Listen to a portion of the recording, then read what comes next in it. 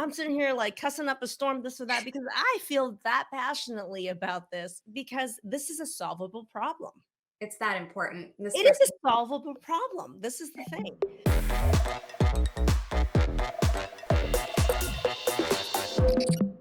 I know it's another really challenging topic for you, but this was a major driving force that led you to want to make a difference in the lives of others, because I know you shared here and there just a little bit about your mom, but if you might get into the illness that she battled and what happened. My mom, when I was diagnosed with Hashimoto's, I begged my mom to be tested because I started to understand the genetics of this. And she tested positive for Hashimoto's. Mhm. And I started to share what I had learned with her. This is before the program. This is the bits and pieces I was learning. And she said, "No, I don't feel bad, Maggie. It's too hard to go gluten-free. It's too hard to look at diet. It's too hard to actually deal with my hormones and all that." And I said, "Mom, it's too hard. But you know what's harder? Getting a diagnosis or some sort of something terminal later that you can't reverse." Mm, It's like I tell this people with autoimmunity all the time.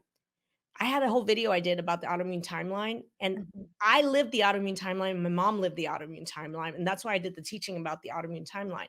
Autoimmune disease doesn't stop just because you wanna be an ostrich, Right. okay? Hide your head. Listen to me, everybody.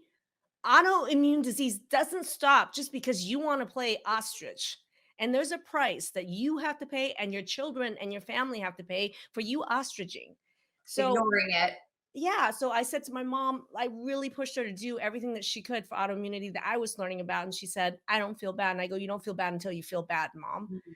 And I it took about 4 or 5 years later, she was diagnosed with ALS, Lou Gehrig's disease, A devastating illness. at the age of 62. And to be the one to have to tell my mom that, and now we're learning more and more that ALS is actually there are roots in autoimmunity there.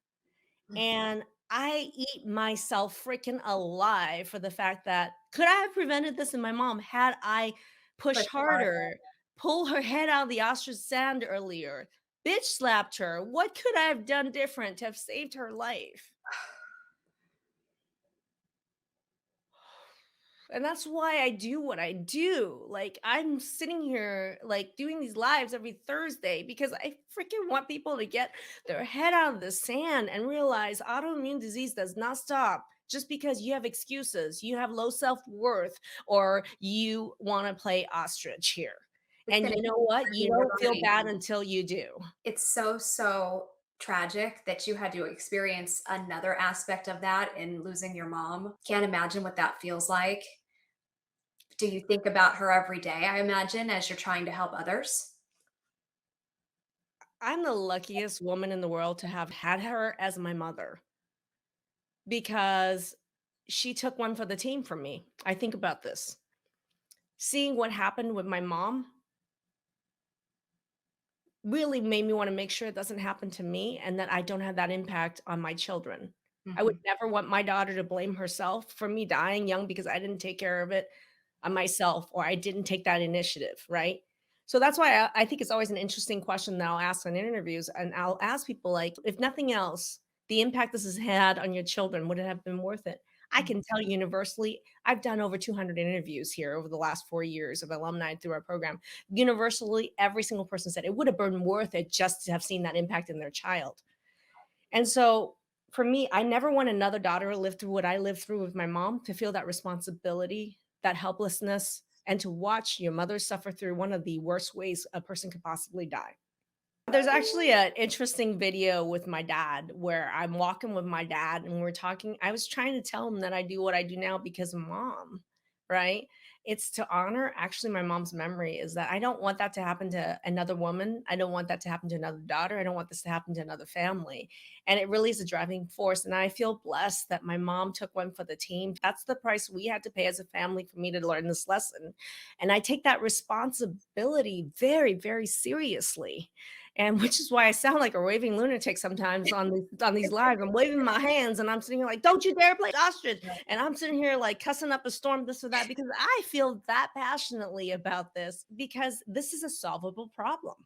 It's that important, and It is especially a solvable problem. This is the thing. what else do you wanna share with everybody tonight?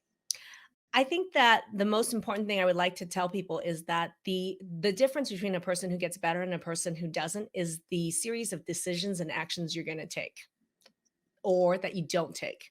So the person who gets better is the person who's going to make decision after decision to take action after action after action to get better and better and better relentlessly, Okay. consistently. So you be that person.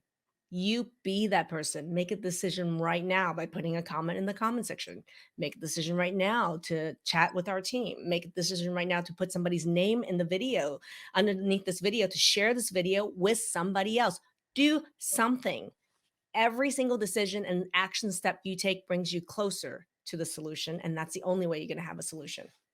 And remind everybody all of the ways to connect with you. Sure. You can start a chat with our team. Join our Facebook group, Transform Autoimmune Disease Naturally. I'm on Instagram. We're on TikTok. You can message us through Instagram. You can message us through our Facebook pages. You can message us through the link above and below this. You can be in our community in the Facebook group.